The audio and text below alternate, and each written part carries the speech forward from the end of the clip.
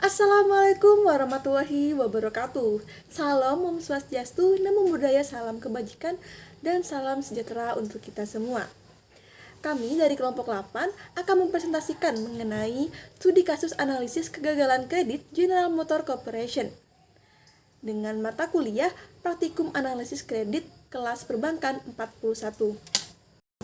Kami, kelompok 8 beranggotakan saya sendiri, Rizky Pertiwi, Septiana Eka Nur Hasanah, dan Harika Utri Artanti. Adapun table of content yang akan kami bahas adalah sebagai berikut.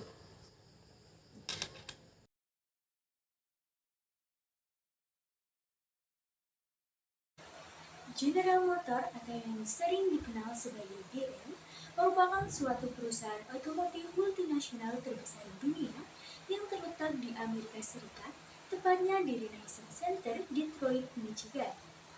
General Motor ini memiliki usaha seperti membuat, mendesain, memasarkan, dan mendistribusikan kendaraan, serta General Motor ini memberikan layanan jasa pembiayaan. Setelah mengetahui sekilas tentang General Motor itu sendiri, kita akan masuk ke slide selanjutnya, yaitu mengenai produk apa aja yang terdapat di General Motor. Salah satunya ada Buick, Opel, Saturn, dan Saab. Slide ini memberikan sekilas gambaran hal pemicu terjadinya kepailitan General Motor itu sendiri, yakni pada tahun 2005 terjadi peningkatan harga BBM, sehingga hal ini mengakibatkan penurunan penjualan terhadap General Motor ini sangat merosot, karena banyak customer yang akhirnya berpindah haluan untuk memilih kendaraan yang harganya lebih murah dan tentunya yang irit akan BBM. Lalu General Motor ini terlalu fokus terhadap SUV, di mana General Motor ini terlalu optimis akan keberhasilan dari SUV ini, dan sehingga mengakibatkan General Motor ini berinvestasi tinggi terhadap SUV ini. Lalu pada tahun 2008 ini terjadi resesi global yang mengakibatkan General Motor mengalami kerugian sekisar 80 miliar US dollar. Lalu pada tahun 2009 akhirnya General Motor dinyatakan bangkrut dan akhirnya membentuk sebuah company baru yang dinamakan dengan GM baru atau CEO New.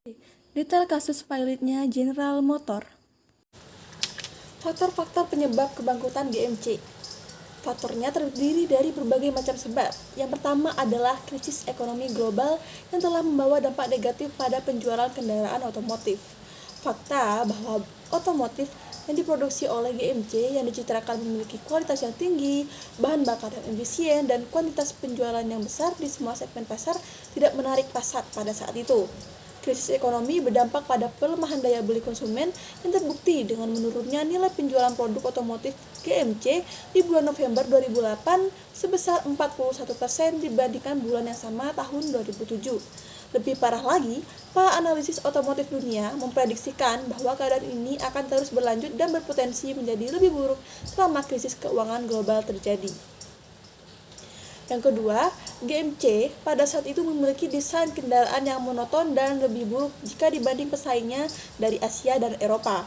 Sehingga hal tersebut membuat penjualan GMC merosot tajam akibat kekalahan meraih minat konsumen.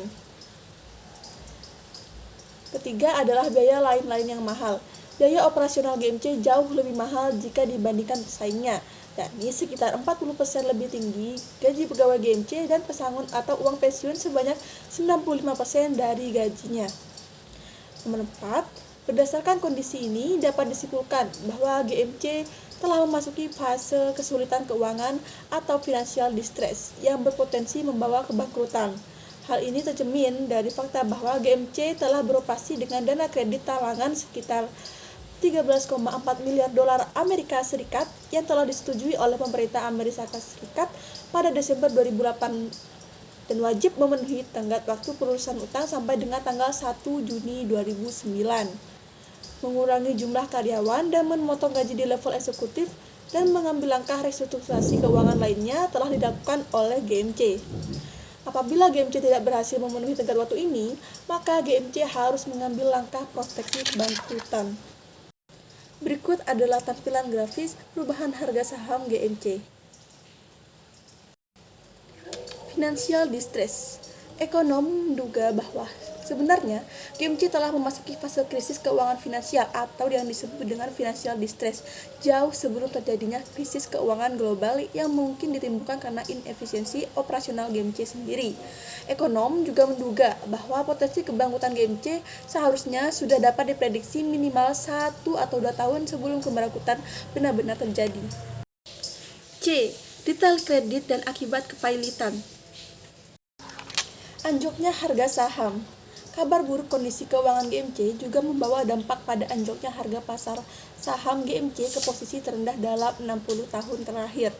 Laporan tahunan General Motors yang dikeluarkan baru-baru itu memperlihatkan kondisi raksasa otomotif nomor 1 Amerika Serikat itu masih sangat memprihatinkan.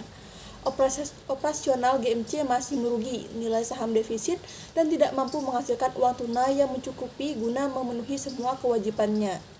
Auditor independen mengatakan semua kondisi yang dialami GMC tersebut mengundang keprihatinan dan keraguan apakah kelangsungan bisnis GMC masih bisa berlanjut. Berikut adalah grafik penurunan laba dari General Motors. Prediksi kebangkrutan. Kebangkrutan GMC telah dapat diprediksi dalam waktu 2 tahun sebelum kebangkrutan benar-benar terjadi. Terlebih lagi, sebenarnya sejak tahun 2002, GMC sudah memiliki nilai Z-Core di bawah 1,8, yang artinya sejak 7 tahun sebelum 2009 sudah dapat diprediksi. Perusahaan banyak mengandalkan hutang di dalam membiayai operasional perusahaannya. Di lain pihak, perusahaan tidak mampu menghasilkan laba bersih karena besarnya biaya-biaya umum dan administrasi. Keadaan ini menunjukkan bahwa memang GMC tidak mampu menghasilkan kas dalam jumlah yang cukup dari aktivitas operasinya yang bisa digunakan untuk menutupi hutang-hutangnya. Operasional perusahaan yang tidak efisien. Dapat disimpulkan bahwa memang perusahaan tidak efisien di dalam operasionalnya, di mana akibat dari ketidakefisien ini perusahaan telah menunjukkan tanda-tanda kebangkrutan. Krisis keuangan finansial hanya merupakan faktor pendorong saja yang menyebabkan keadaan ini menjadi semakin parah. Kinerja GMC yang buruk telah mendukung dugaan ekonom bahwa penyebab kebangkrutan GMC bukanlah karena semata-mata karena krisis keuangan global, namun lebih disebabkan karena ketidakefisienan perusahaan dalam jangka waktu yang sangat panjang.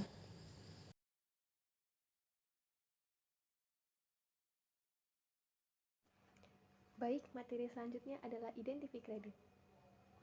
Sebelumnya, General Motors juga sempat menjual 51% saham GMAC kepada CCM dan mengajukan bangkrut. General Motors menghadapi kemunduran pada tahun 2014 dan terungkap selama sekitar 1 dekade perusahaan menutupi fakta bahwa beberapa model mobil memiliki saklar pengapian yang salah. General Motor Company beroperasi dengan dana kredit talangan senilai 13,4 miliar dolar Amerika Serikat dan telah disetujui oleh pemerintah Amerika Serikat pada Desember 2008 dan wajib memenuhi tenggat waktu pelunasan hutang sampai dengan 2009. Lalu pemerintah Jerman juga akan membantu memberikan suntikan dana kepada Opel mengakibatkan proses General Motors dibangkrutkan lebih cepat. Nah, ini dikarenakan pemerintah Jerman dengan keputusannya yaitu General Motors menjual penjualan Opel ke Magna Internasional. Lalu, General Motors juga masih memiliki hutang 27 miliar dolar Amerika Serikat sehingga pada tahun 2009, General Motors mengurangi jumlah karyawan dan memotong gaji di level eksekutif dan mengambil langkah restrukturisasi keuangan lainnya.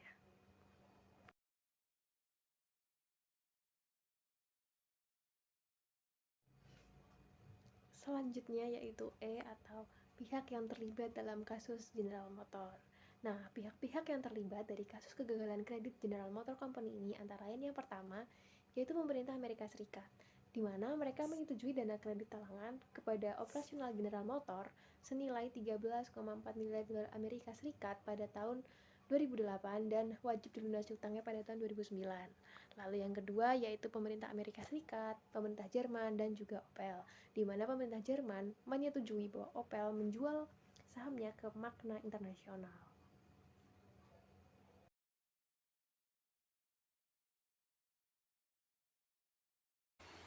Tentunya, dari kasus kepailitan atau kebangkrutan dari General Motors ini akan berdampak bagi perusahaan, bagi bank, bagi perekonomian negara, dan bagi industri sendiri. Yang pertama, itu bagi perekonomian negara.